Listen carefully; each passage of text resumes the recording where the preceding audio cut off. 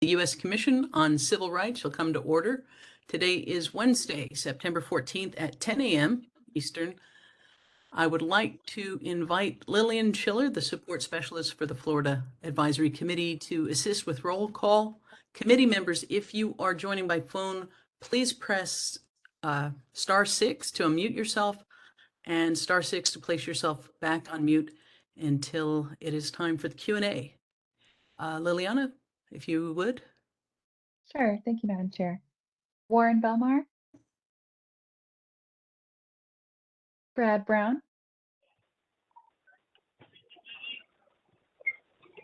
I do see Brad is on the call.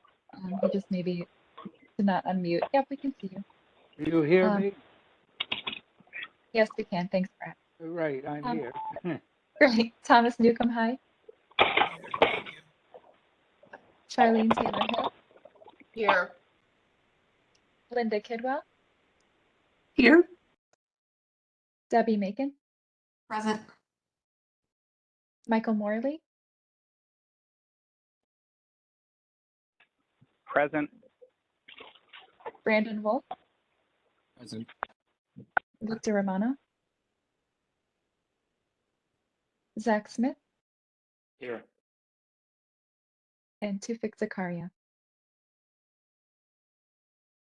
All right. And I, Nadine Smith, am present.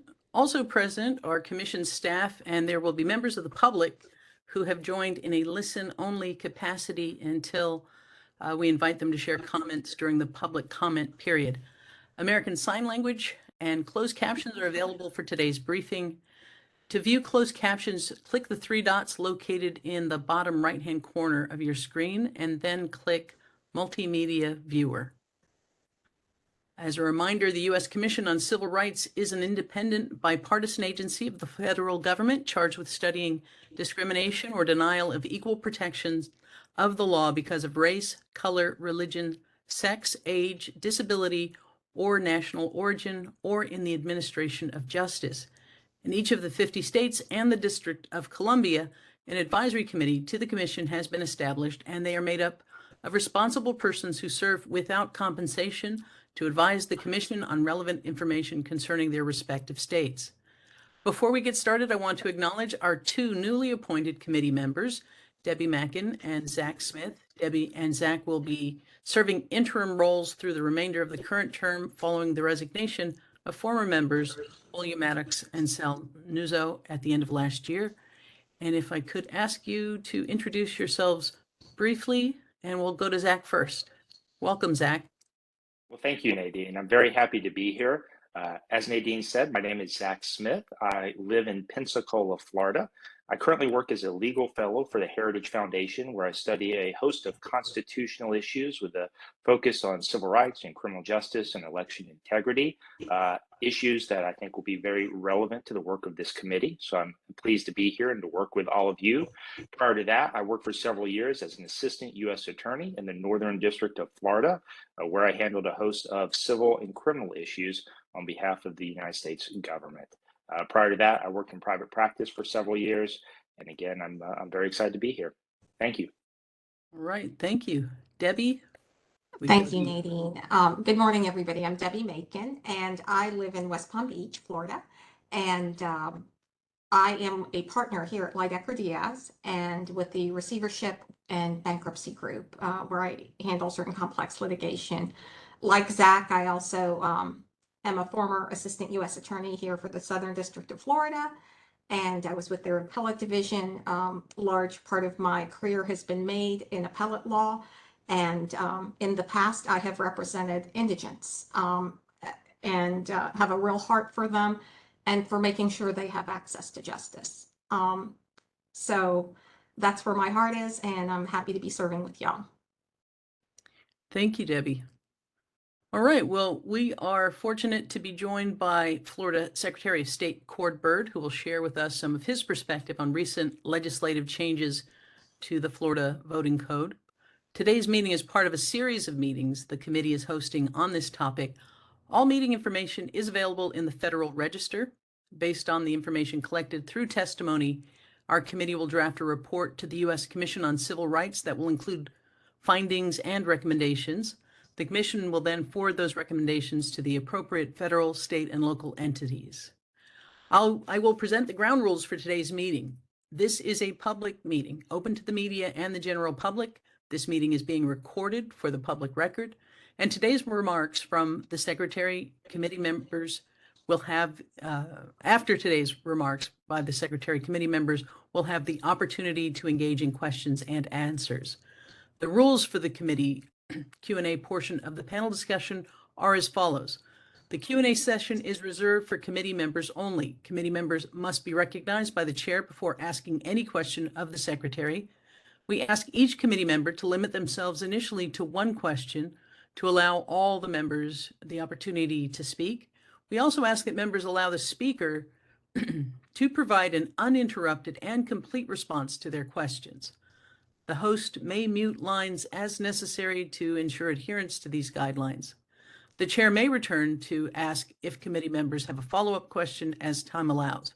To accommodate persons who are not on the agenda but wish to make statements, a public comment session will commence once the committee Q&A period concludes. At the appropriate time when I indicate to do so, anyone wishing to make a statement should press *3 on their phones and use the raised hand function on their web browser to request that their line be unmuted. They will then have the opportunity to unmute themselves in order to speak.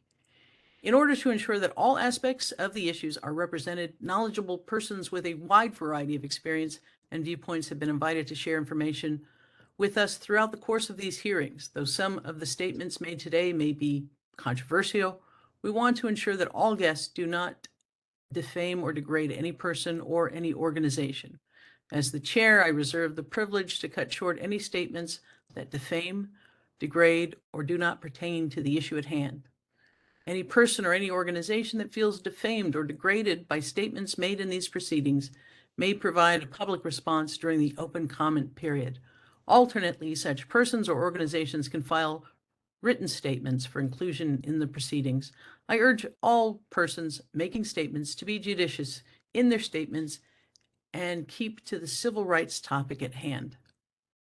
The advisory committee appreciates the willingness of all participants to share their views and experiences with the committee. At this time, I would like to invite Secretary Byrd to begin. The floor is yours.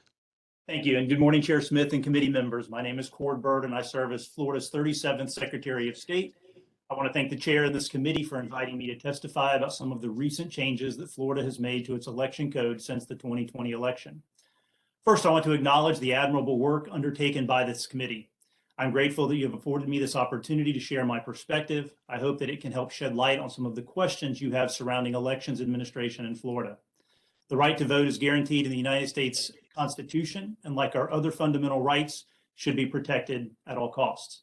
The best way to safeguard the right to vote is by ensuring integrity and transparency in our electoral process. These items are indispensable for building voter confidence and increasing voter participation. Since the 2020 election, Florida has taken more steps than any state in the country to enhance election integrity and increase election transparency. The 2020 election was historic in many ways. For Florida, it was a display of what efficient and transparent elections administration looks like. While other states had their results called into question, Florida reported preliminary results to the public on election night. Although we set the bar for election administration in 2020, we knew we could not rest on our laurels. We must be responsive to an ever-changing landscape to ensure that the integrity of every election is protected. This level of readiness and preparation does not happen overnight. Our success must be built on the foundation of a robust election code, and over the last 2 years, Florida has made more sensible reforms to our election code than any other state in the country. Voter ID laws have been strengthened, ballot harvesting has been banned, drop boxes have been secured, voter rolls are more frequently maintained, and the mass mailing of ballots has been curbed. Most recently, we established the Office of Election Crimes and Security, which acts as a bulwark to the reforms we have implemented. These changes have not come without criticism. Some say, quote, "There's no overwhelming fraud in Florida, and these laws are unnecessary. Don't fix what's broken or what's not broken." As the chief elections officer in the state of Florida, I must disagree. While it's true that we have not detected voter fraud on a grand scale, we know it happens. And when it does happen, we cannot allow it to undermine the integrity of our elections. The late Supreme Court Justice John Paul Stevens wrote in his 2008 opinion in Crawford versus Marion County Election Board, while the most effective method of preventing election fraud may well be debatable, the propriety of doing so is perfectly clear. The law is clear that the state has the power to engage in substantial regulation of elections to ensure elections are fair, honest, and transparent. While the Department of State does not write the law, we are bound to enforce it and uphold it. Today, I will briefly highlight some of the several reforms and show how they have enhanced Florida's election security and election integrity so that confidence in Florida's elections is at an all-time high. At the conclusion of my presentation, I'll be happy to take any questions that you may have. So on April 29th, 2021, Senate Bill 90 was passed by the Florida legislature, and on May 6th, 2021, Governor DeSantis signed it into law. Senate Bill 90 strengthened existing voter ID laws, prohibited the unsolicited mass mailing of ballots, increased election transparency, banned ballot harvesting, and increased security at secure ballot intake stations. The first reform I would like to highlight from Senate Bill 90 is the additional requirements it made for voter identification. While Florida already requires identification to vote, Florida statutes require additional information when a voter makes a request to change their voter registration information or submits a request for a vote by mail ballot. When a voter votes in person, they are required to show a valid ID to verify that they are who they say they are. We wanted to make sure that the same level of verification was in place for voters who requested a vote by mail ballot. The law now requires that when a voter requests a vote by mail ballot or to change their registration status, that they provide their driver's license number, Florida ID number, or the last 4 digits of their social security number. Additionally, any immediate family member making a vote by mail ballot request for a family member must now provide their Florida ID number or last 4 of the social security number. These measures will help prevent fraudulent requests by vote by mail ballots and voter registration tampering by bad actors. In addition to strengthening voter ID requirements, the state of Florida has taken measures to ban ballot harvesting by political operatives. The law limits a person's possession of ballots to his or her own ballot or those of an immediate family member and 2 others. In this case, an immediate family member is defined as a spouse, parent, child, grandparent, or sibling of the designated voter or the designated voter's spouse. The definition of immediate family member was expanded to include a grandchild as an individual authorized to legally possess a family member's ballot. The exception of this law is for ballots collected during supervised voting at assisted living facilities and nursing homes to make sure no undue burden is caused for Florida's elderly. With a clearly defined limit to the number of ballots an individual can hold, we have reduced the likelihood of untoward behavior occurring at secure ballot intake stations. The 2020 election made clear that vote by mail was becoming an increasingly popular method of voting in Florida. Therefore, it was imperative to ensure that only voters who submit a request for a vote by mail ballot are the ones who receive them. While I was a member of the Florida legislature, and from what I've learned as Secretary of State, one of the most common complaints we heard from voters was that they were receiving ballots that they never requested, or that they were receiving other people's ballots unexpectedly. This was an obvious vulnerability in our election system that was a potential source of fraud. Although Florida law already banned the mass mailing of ballots, ensuring that vote by mail ballots are sent only to the individuals that request them, the legislature saw fit to make this exceedingly clear. Therefore, a supervisor of elections must have a valid request on file to send a ballot to a voter through the mail and only for the election cycle for which the voter intends to vote by mail. In addition to measures taken to improve vote by mail security, equal measure was taken to increase transparency in the election process. We learned from other states that struggled with transparency issues and how it damaged the public's trust in the election process. Florida's election code strikes a reasonable balance between transparency and efficiency. The law allows each political party and candidate guaranteed access to observe signature matching reviews by the canvassing board and allows for appointed watchers on their behalf.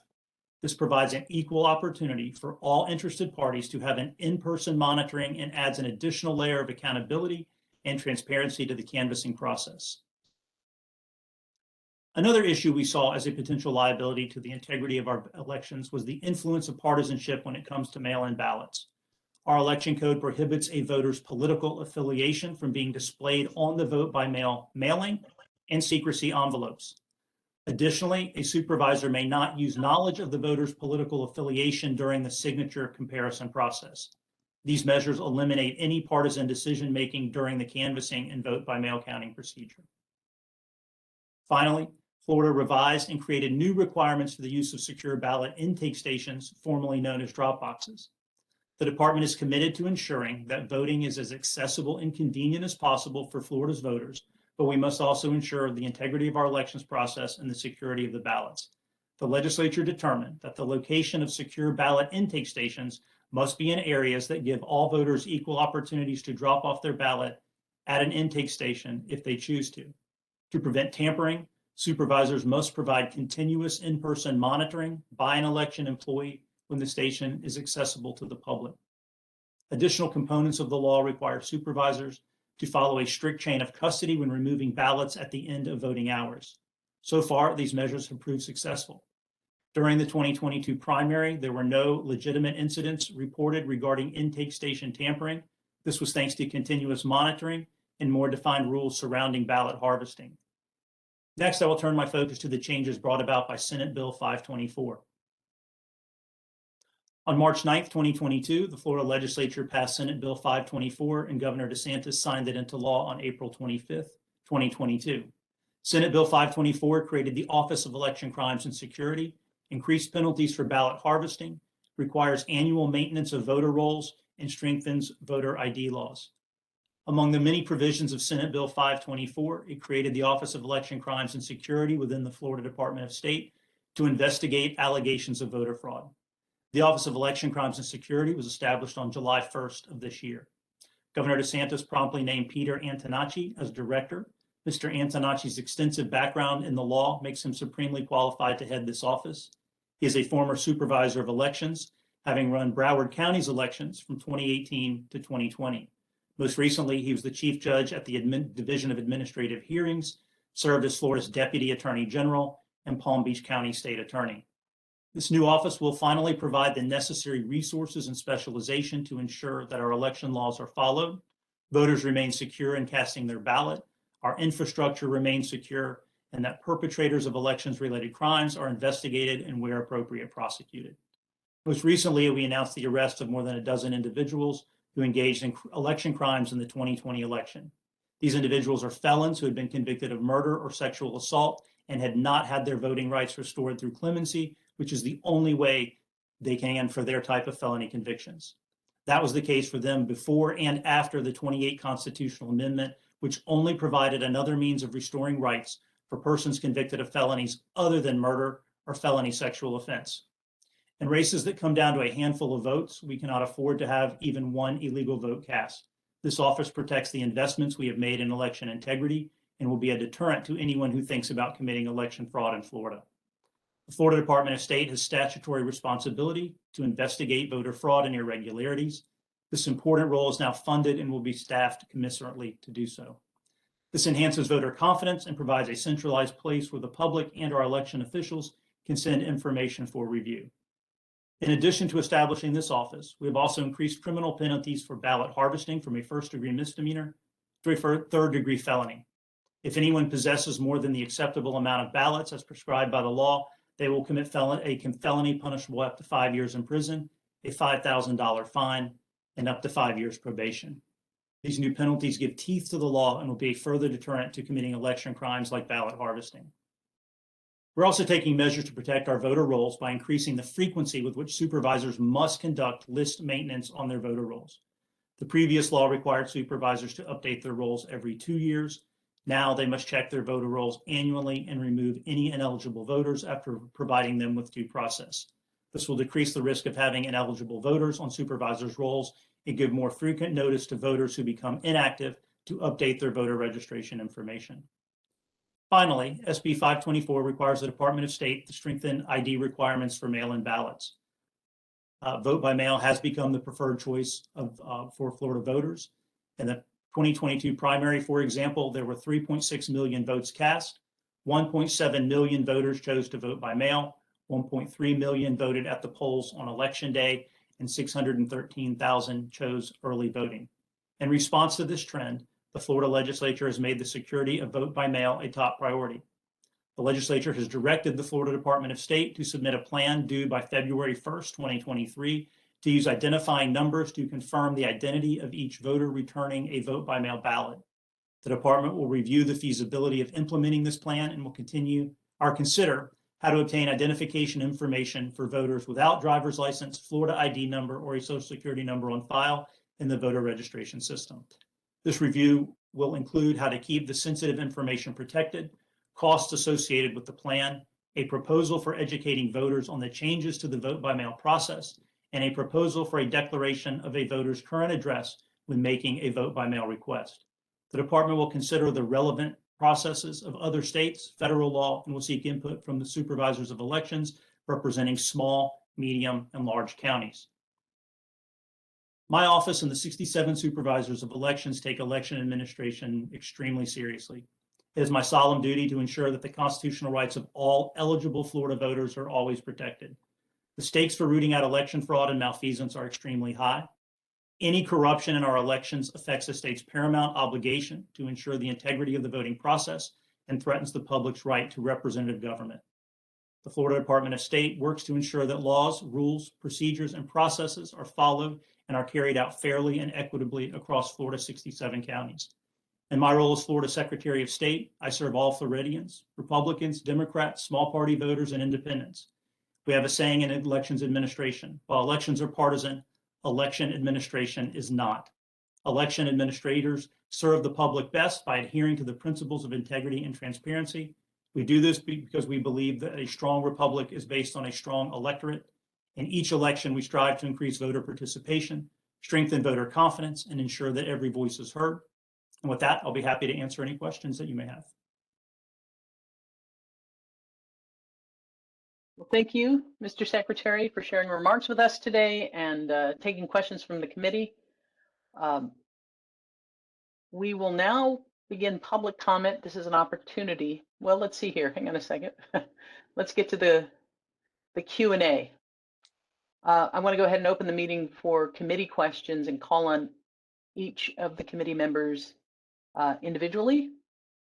If you have a question, would you please use the raised hand feature or otherwise signify?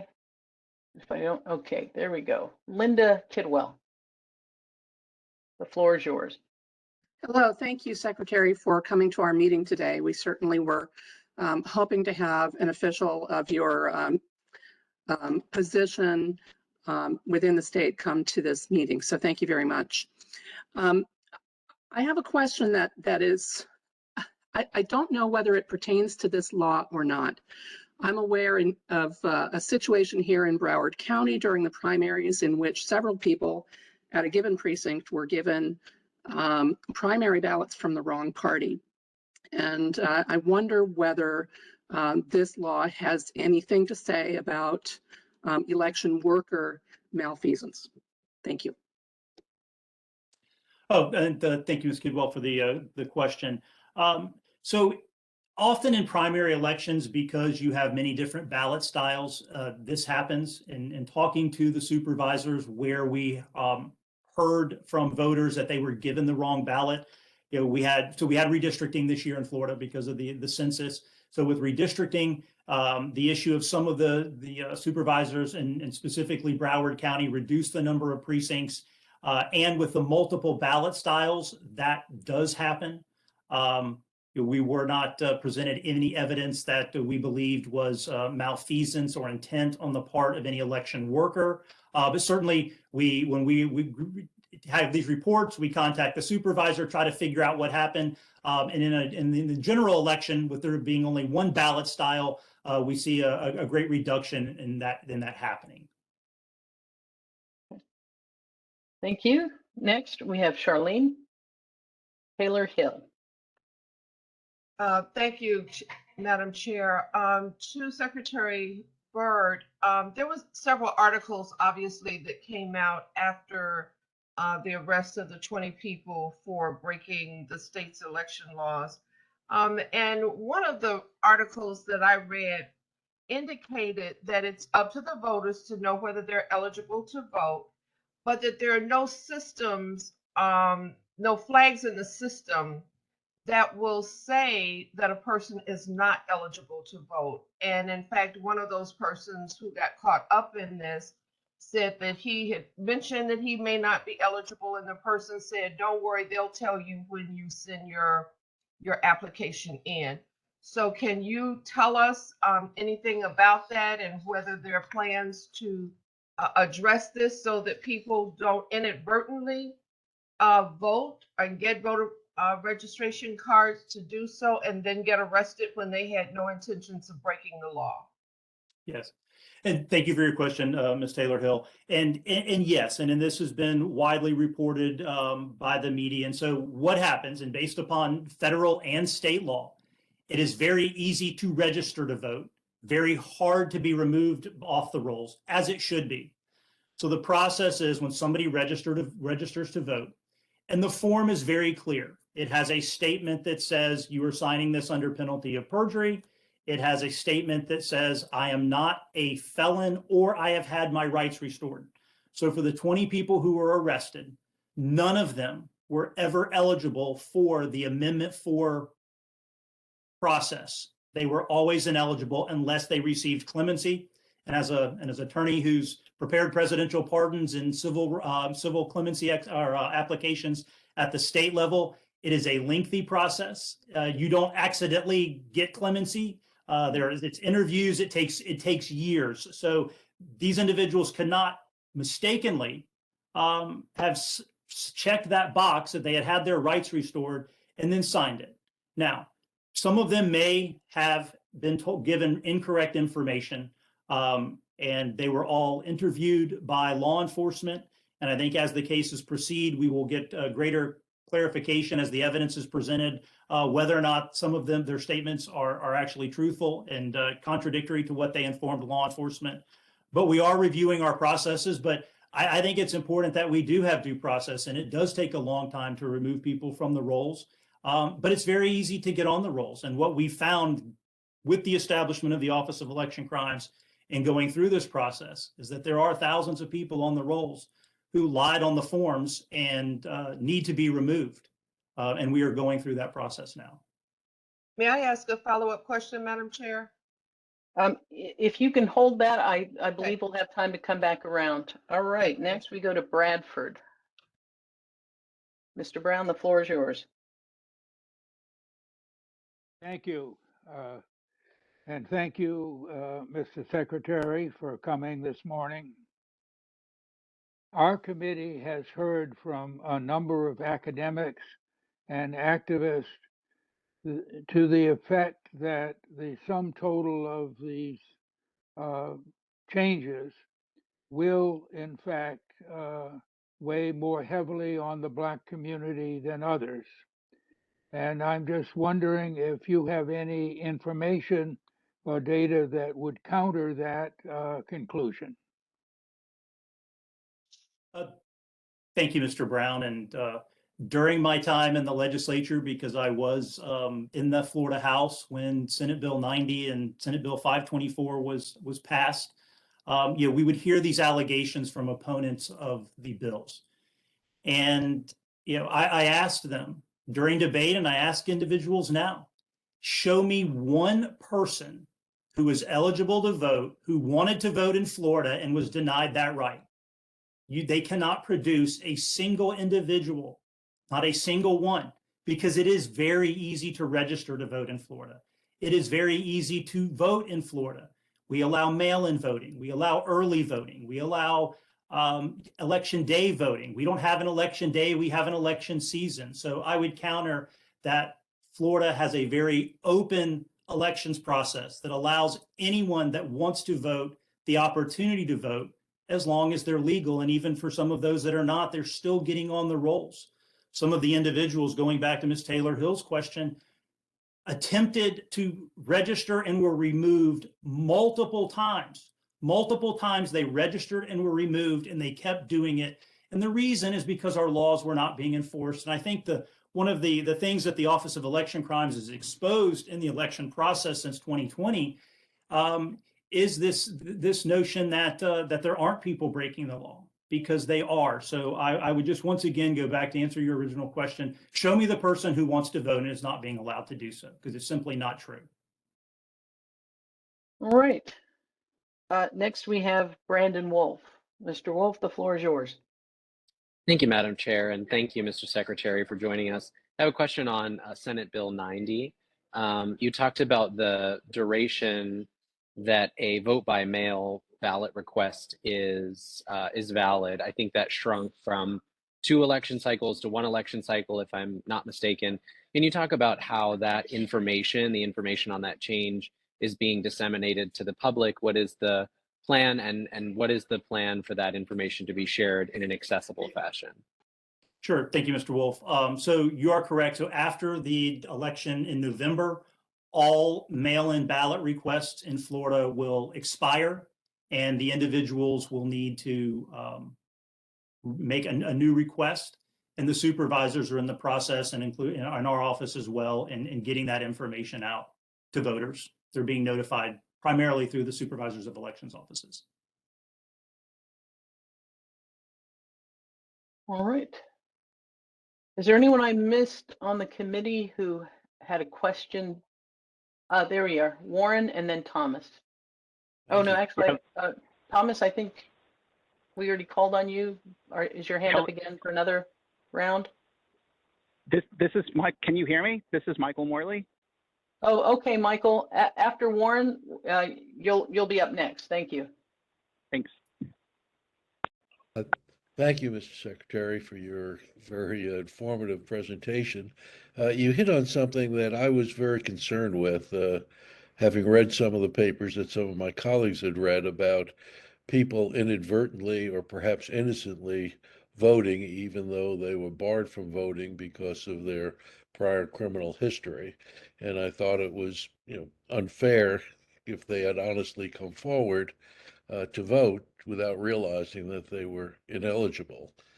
You said something that I did not understand, that the people who have been charged with a crime were not eligible in any event. At least I think that's what I heard you say, because the underlying felony convictions were not crimes that were permissible for availing themselves of the new constitutional and statutory provisions for regaining access, having satisfied their sentence.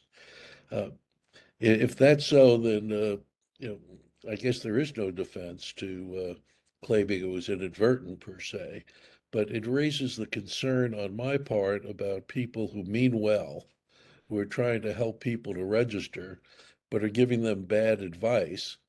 And is there any concern in your office for well-minded people who are encouraging people to register without knowing that they're telling people like the 20 individuals here that they're not eligible to register under the statute, which I'm urging you to register under? Right. No, thank you, Mr. Belmar. And yes, we are having those conversations. And I do believe there are some organizations, either well-meaning or intentionally, engaging in the unauthorized practice of law by advising people of things that may or may not be accurate. And as the federal court that reviewed Amendment 4 and ruled on it, ultimately stated, it's up to the individual registering to know whether or not they are eligible. So while I understand that some have claimed that they were told, well, somebody so-and-so, I went somewhere and they told me I could do this. I mean, it's no different than you fill out your taxes. If the IRS says you owe more money and you don't get to say, well, my accountant told me this is, how much I owe, you're still going to owe the additional money. Ultimately, it's on the taxpayer. Ultimately, it's on the person trying to register to know whether or not they have met the legal qualifications to do so. Thank you. All right, next we'll go to Michael Morley. The floor is yours. And you are on mute if you're speaking right now, Michael. All right, well, Hello? there we go. Hey, Michael, we can hear you now. Great. Thank you. Thank you very much. I had wanted to ask, can you please explain to us what either the Secretary of State's office or the Supervisors of Elections offices do either in terms of determining somebody's eligibility to register or in terms of the voter maintenance efforts you were talking about to determine either whether somebody has paid off their fines and is entitled to vote under our Amendment 4 or meets the citizenship requirements for voting. Right. So, and that's one of the things that and I appreciate the question, that the media has continuously conflated, and we've tried to correct when they've made errors, but this notion is still out there. So the Amendment 4 applies to individuals who are not murderers or sex offenders. That's what the language of the amendment says. That's what the implementing statutory language says. And so these 20 had nothing to do with the fines, fees, restitution. That didn't matter. That those requirements didn't apply to them. So as it pertains to those people, Amendment 4 eligible, it is the Division of Elections Office's responsibility to vet those people and to to advise them and to advise the supervisors of elections whether or not they have paid off their fines, fees, restitution. With the other voters, the 20 that were arrested and those who fall into the sex offender and murderer category, it is a corresponding obligation between the Division of Elections and the Supervisor's Office. Both entities can individually investigate whether or not a person has lost their right and eligibility to vote. All right. I have a question for you. You said, show me one person who wants to vote, is eligible and can't. I wonder, you also talked about the clemency process being very lengthy. Do you have information on how long it takes for someone to go through that clemency process and how Florida compares to other states in terms of that pipeline for folks who have served their sentence and now want to have their rights restored? So I can only tell you anecdotally from my own legal practice as to how long it takes, and sometimes it can be years. Florida recently has changed that process because of Amendment 4. So where it used to be, because clemency is an act of executive grace and no one has a right to clemency, just like no one has a right to a presidential pardon, everybody would just get in the queue and get in a line, and it was first come, first serve. Now those voting eligible individuals, or those individuals who are having their voting rights potentially restored under Amendment 4, are my understanding is being in a fast track process, while other people who are seeking either a full pardon or the restoration of other constitutional rights are still in that line. But I do think that has been my understanding is that's been broken out by the Office of Executive Clemency. So it should be faster for those who are seeking the amendment to avail themselves of Amendment 4. Thank you. Let us now go to Thomas Newcomb Hyde. The floor is yours. I want to thank for coming today, and also Byrd for coming today. And I also want to thank those who were instrumental in getting the Secretary of State to appear before our committee. So thanks to all of you. My question is that some critics have labeled these two statutes as voter suppression laws. Would you care to comment on that, please, Secretary Byrd? Sure. Thank you, Mr. Newcomb Hyde. I really appreciate the question. And, I started as an election poll watcher in 1998. I was in Palm Beach County for Bush v. Gore in 2000, doing some behind the scenes legal work. And so, for years I've heard, during my time in the legislature, would hear these allegations of voter suppression. And I would always ask, for the evidence, where is it? Where is the evidence of voter suppression in Florida? Because it's not happening. These laws are to strengthen our transparency and to enforce our laws. I mean, what undermines government, or the faith in government, more than anything else, is when our laws are not enforced. And unfortunately, and for far too long, it's been somewhat, in my opinion, of a wink and a nod when it comes to election laws, that nobody's enforcing them. Go ahead and see if you can break them, and maybe you get caught. And even if you do, it'll be a slap on the wrist. And so we believe in the rule of law, and and the enforcement of our laws. That's why we pass them, while the legislature passes them, while the governor signs them. Once again, show me the person who wanted to vote and couldn't because of any of these changes. And I just don't think it's there. And the supervisors don't believe it's there. All right. Thank you. Is there anyone who has not yet had an opportunity to ask their first question? I think. All right. We're going to go back around. I will start. Charlene, you had a follow-up question you wanted to ask? Well, I did, and it was a follow-up around whether or not the secretary's office was going to do anything about putting a possible flag or something so that people, the supervisor of elections, knew when people were not eligible. We do this in other businesses where you get background checks and you find out, well, this person isn't eligible. So you keep them out of the system, because we're going to be sending people back through into a correctional facility when it may not be necessary. I don't know the value of the 20 people, whether they were telling the truth or not, but the question was raised about the flags. But my question this time around is, there are two things that came out in both of the election reform bills that we have heard from supervisors of elections that have increased their cost. One is the extra cost of securing drop boxes and the location and availability of those boxes. And the second is the frequency of updating their voter rolls. So I'd like the secretary, if you will, to answer how this cost is going to be shared, or where the extra money is coming from to support these legislative changes.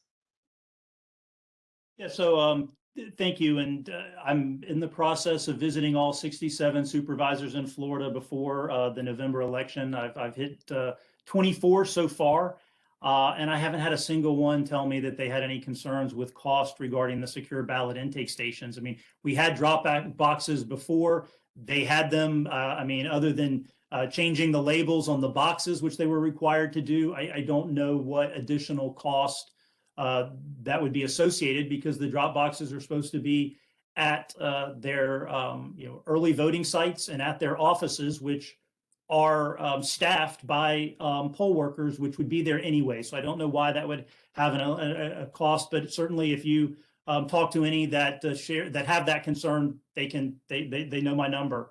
As to updating the voter rolls, I think it should be done on a yearly basis, and that's why I supported that in the legislature.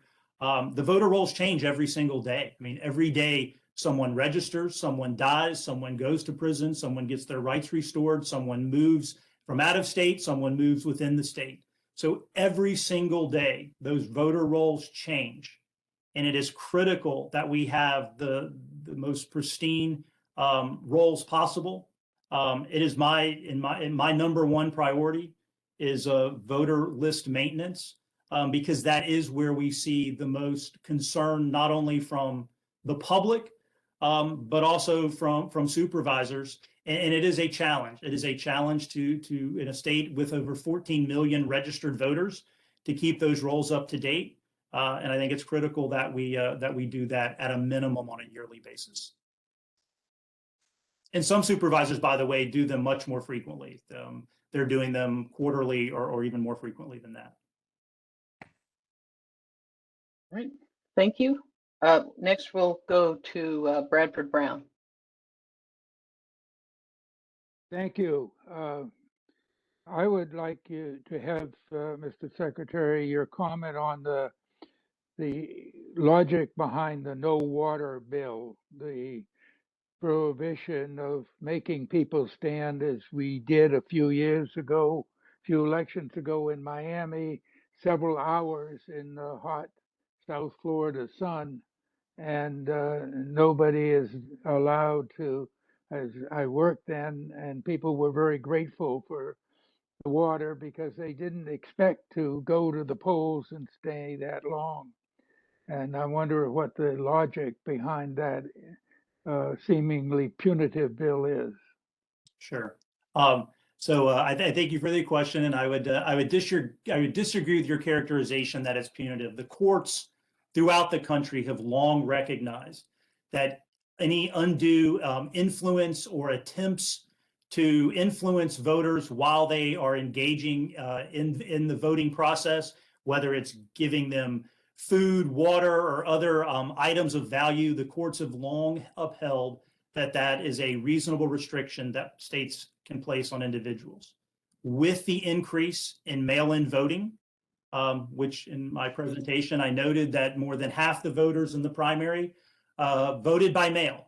That is a convenience and allows individuals to vote from their home. And because of now early voting, which in some counties or the law allows up to 2 weeks of early voting, we do not see the long lines that we used to see in the past. And so it was nothing more than an attempt to follow longstanding law, which is to prohibit undue influence on voters while they're engaged in the voting process. All right, thank you. Next, Thomas, did you have a follow-up? I do not. Thank you. Oh, thank you. Let's see. Warren, the floor is yours, sir. Thank you. In prior sessions, hearings that we've had, we heard about litigation against the two statutes you've described. Can you educate us on the current status of those two pieces of litigation challenging the statutes?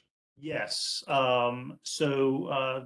Not unsurprisingly, I mean, when you look around the country, anytime, regardless of whether a state is when they're changing their laws, lawsuits are being filed. We are in that process now, and that litigation is, I believe, is with the 11th Circuit Court of Appeal in Atlanta. So it's made it past the trial stage. So the court, the appellate court overturned the federal trial judge in Tallahassee and removed the stay. So those laws are in full force and effect as they work their way through the appellate process. Thank you. Linda Kidwell, the floor is yours. Hi, I want to come back to a question and answer that were given a moment ago. When the supervisor of elections here in Broward County appeared before this committee, he did talk about the cost of tighter security over Dropbox locations, and that would force them to reduce the number of Dropbox locations, that it was a burden on the county. And he also, I guess that was what it was. And you just said sort of the opposite, that there's no additional burden because those were already required to be in places that were secure. Can you help with that, please? Without seeing Supervisor Scott's testimony, I don't know. He was actually one of the first 3 counties that I met with. He did not indicate to me when I met with him in person that was a cost, but I'm happy to follow up with him and see what his concerns are with that issue.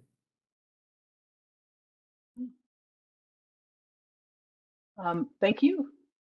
I do have a question about the annual maintenance of the voter rolls.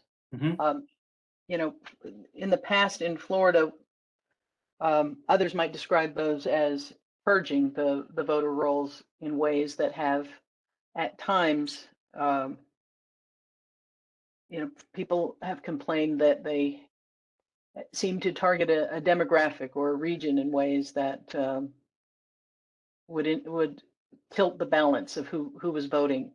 So my questions are, in terms of purging the voter roll, what is the process for helping people understand that they have been removed?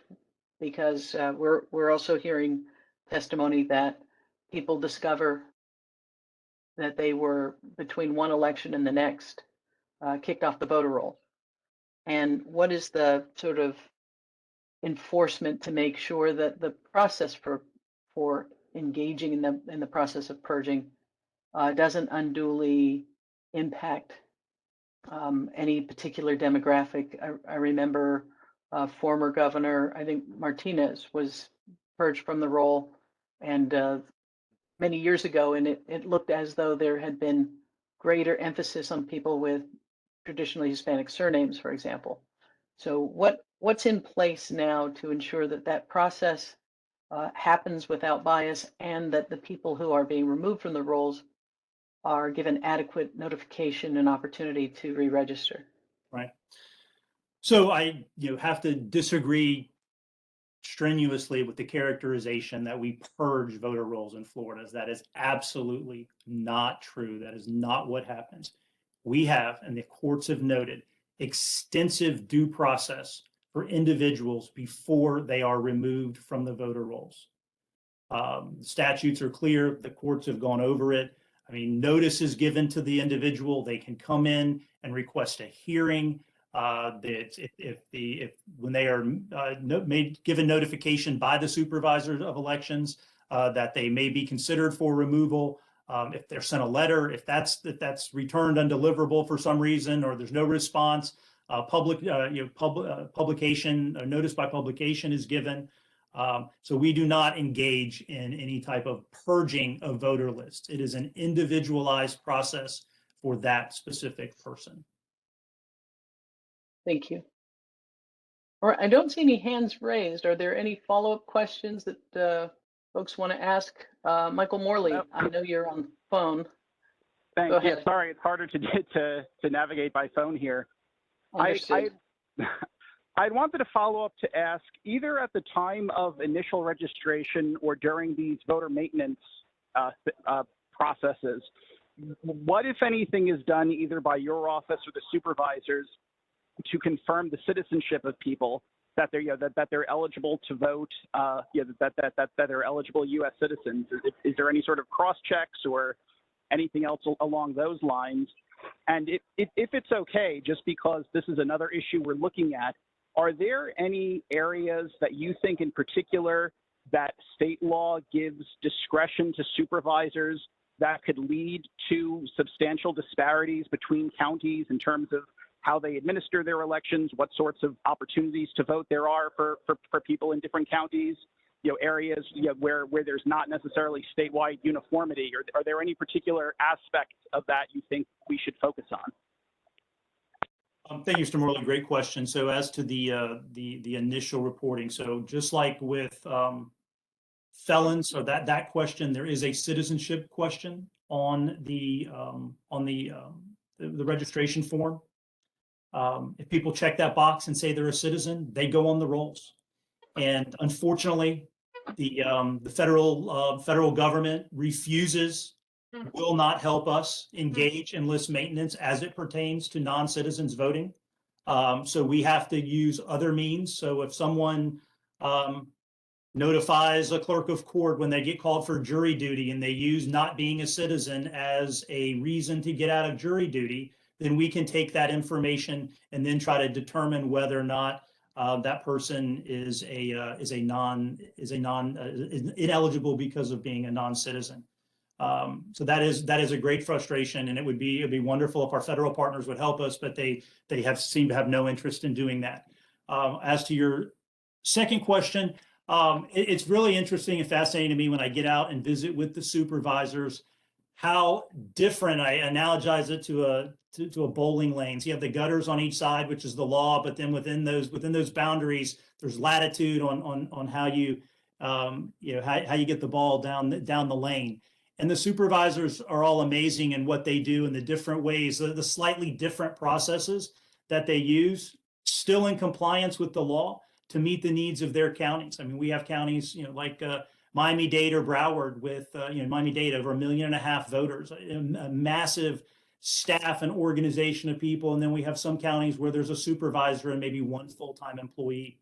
So I have not seen in my personal travels and visits with the supervisors anywhere where I believe that voters are being treated or disadvantaged or favored in one county over another. I've been really impressed with how the supervisors are following the law and meeting the needs of their counties, even though they may have their own unique ways in implementing the law. Thank you. Follow-up questions from committee members? If I don't see, I'm not seeing any hands raised. I just heard somebody come off mute, but. Sorry, Secretary, oh, go ahead. Brandon, was sorry, that Chair you? Smith. Yeah, I have Okay. just a quick follow-up question. I know a couple of times we've asked about the communication of changes to the law or changes to the way that people may access voting than they have previously. I was curious if you could talk about, I know you said that that largely falls on the supervisors of elections, but specifically for folks with disabilities, are you aware of consistent practices across the supervisors of elections in the way they communicate that information to be accessible to those with disabilities? Yes, that is my understanding. I mean, our website here for the supervisor or the Division of Elections is ADA compliant. And my understanding is that all the supervisors of elections offices are as well. I know they take that very seriously, as do we. That every voter has the ability. I mean, we have ADA compliant voting machines, and I know your question was specific to getting information, but I do believe that. Florida is meeting those requirements for those voters with special needs. And if there's anywhere where we're not doing that, please let us know, and we'll work to correct that. But I have not received any information that's happening. Thank you. All right. Warren Additional Belmar, questions? could I ask one more question, please? Please do. Thank you. In Palm Beach County, our vote by mail applications, when granted, and the ballots are sent out to us in advance of an election, have prepaid postage on them so that we could either put it in a drop box or drop it in a mailbox as early voting. Do all of the other counties in the state also provide free postage for mail-in ballots? Great question, and they do not. That is left up to the counties on a county by county basis. Some counties have taken the position that they will pay for that. Other counties, I mean, we have some fiscally constrained small counties, and they still require the stamp, and so that's both are permissible.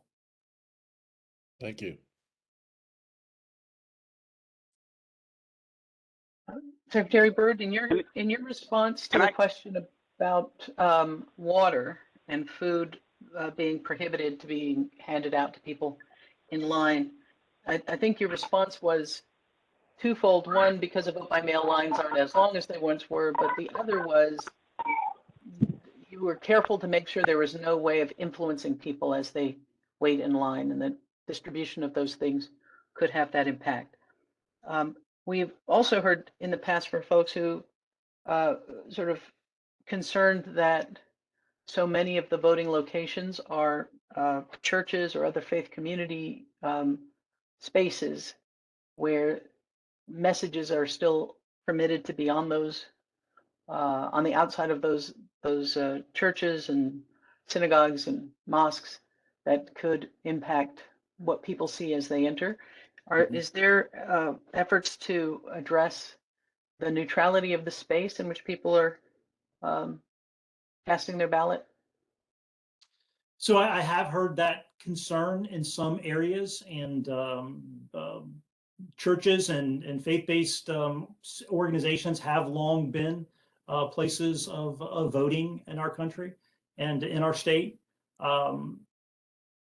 To my knowledge, I mean, I haven't heard, no one's reported that to us that they felt that they were unduly threatened or intimidated. But I would remind people that if their polling site on election day is somewhere that they don't agree with the message being conveyed by the religious institution, they have mail-in voting, they have early voting, and the early voting, they can vote anywhere in their county at an early voting site. There's no limitation on where they can vote.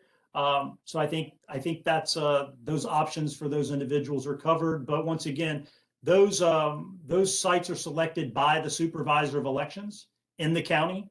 They're the ones who make the determination as to where they will put a voting precinct. So I would encourage anybody who feels that for whatever reason, they think that they are being unduly influenced by the location itself, then they should contact their supervisor of elections. Thank you.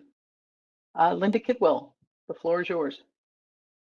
Hi, speaking of locations, I know there was some discussion in earlier hearings about the role of university campuses and whether those were appropriate early voting locations. So can you refresh my memory as to what the status of that was and if it was disallowed, why that was? Thank you. Sure. It's not disallowed. Once again, that's up to the local supervisor of elections to make that determination whether or not they believe any site is reasonable. I know in one county that they had received some complaints about a school or a college perhaps being removed as an early voting site. And I specifically asked them about that, and they showed us the statistics and said no one was voting there. I mean, when I say no one, I mean a very, very small number. So it didn't warrant having staff there for days on ends when they would have one or two or a handful of voters showing up. So they moved it to another site where they thought they would get more traffic. So those are very individualized questions for the specific supervisor on those. But there's no prohibition or ban on a school or university or college being a voting site. Thank you. All right. Well, I would like to. Hello? Yes, Michael, is that you? Yeah, I'm sorry. Do you mind if I ask another question? Yes, I think this will be our last before we open it up for public questions. Lillian, let me just ask you, is there anyone in the public indicating present or indicating a desire to comment? We do have members of the public on the line, but we have yet to have any indication that folks would like to speak. Okay, thank you. Michael Morley, the floor is yours. I wanted to loop back to the reduction in the length of how long absentee ballot requests are valid from 2 election cycles down to 1 election cycle. Does your office have any statistics or information about an increased rate in how during that second election cycle that for which they're no longer valid, whether the addresses tended to be invalid or outdated at a higher rate? Like, what is there any sort of statistical information supporting that reduction from 2 down to 1? Were you getting more ballots delivered back unreturnable, based from the older requests? And I'd also like to suggest, by the way, if it's not something you guys are doing, that when you are sending out the last ballot in the cycle, to consider including a request form for the upcoming cycle. So, to reduce the likelihood that people would find themselves unexpectedly, without getting their absentee ballots the next cycle. Yeah, thank you for the question. I don't believe, I'm not aware of any information that we have. I'm trying to recall whether or not during the debates on that bill, whether or not there was any presentation, because it obviously was a policy decision of the legislature to reduce it from 2 down to 1. And I don't recall there being any specific statistical analysis other than it being felt that it would ensure that we're on top of those changes, because there was a great concern from the public about mail-in ballots. And just on that topic, I can tell you the biggest complaint our office has received are from people saying, I received a ballot at home that I didn't request. Now, most of the time, the majority of the time when we look into that issue, they did request it and didn't realize that when they requested one during the pandemic in 2020, that carried over to the 2022 election. So I think by having it every election cycle instead of every other, that it'll reduce some of that confusion. All right. Additional questions? We are very grateful for your time and your willingness to answer quite a few questions from the committee. Are there any last words you'd like to send our way before? You're certainly welcome to hang on for the public comment section, but if there are any closing thoughts you'd like to offer. Please do. Yeah, no, I just appreciate the opportunity. I appreciate the questions. I think that in Florida, we are getting elections right. And so always willing to answer the questions from obviously the committee or the public. Our elections are open and transparent. One of the things I've been really impressed by when I visit the supervisors is the expense that they've gone through to ensure that the public does have access to the logic and accuracy testing so they can see that the machines are calibrated properly, to being able to view and witness the counting and processing of ballots, whether that be signature matching, whether that be the canvassing board. So what I would encourage members of the public to do is be engaged, participate as you're lawfully entitled to do, because I believe when people do see the process, and they see what a wonderful job our supervisors and their staffs do to ensure that everybody has the opportunity to vote in Florida, that it will give them greater confidence, which is one of my paramount goals, is to make sure that voters have confidence in the elections and their outcomes. Well, thank you, Secretary Byrd, as we continue to get testimony and put our thoughts and reports and our findings together. We certainly hope that there's value in that as you continue to chart the course for Florida. Absolutely. Thank you so much. Thank you. And with that, if we have members of the public wishing to provide any comment, I want to switch to that part of our agenda.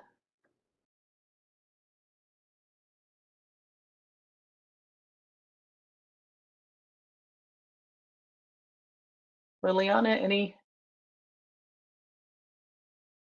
takers? I do not see anyone yet. However, if you would like to make a comment during this public comment period, please either raise your hand using the raise hand function in WebEx, or if you're joining by phone, you can press *3 to raise your hand, and we will accept public comment in the order that we see the hands raised. So we'll pause for a few moments to see if folks would like to add anything. And while folks are contemplating that, in the interest of time, we ask that you limit your comments to 2 to 4 minutes at the maximum. And as a reminder, all remarks are recorded for the public record. And as the chair, I reserve the privilege to cut short any statements that defame, degrade, or do not pertain to the issue at hand. I am not seeing any indication that members of the public would like to speak. Clearly an indication that the committee members covered every topic they were interested in thoroughly. And with that, I do believe that we can come to the conclusion. Thank you, everybody, for joining. As a reminder, if we did not hear your remarks during the briefing, you can email your remarks to Lillian Schiller at lschiller, that's LSCHILLER, at usccr.gov within 30 days of today's briefing. So that would be by October 14th. I would also like to thank all of our, certainly the folks from the Secretary of State's office, the staff, for helping make this happen. We have not in the past been as successful in getting these voices into this space, so I'm very appreciative of that. And thank you, everyone, for your time. And we will all keep what we've heard today in mind as we draft our report. Information on upcoming meetings will be available in the Federal Register. And I will now adjourn today's briefing. Thank you, everybody. Thank you, Madam Chairman. Thank you, Madam Chair. Thank you. Thank you.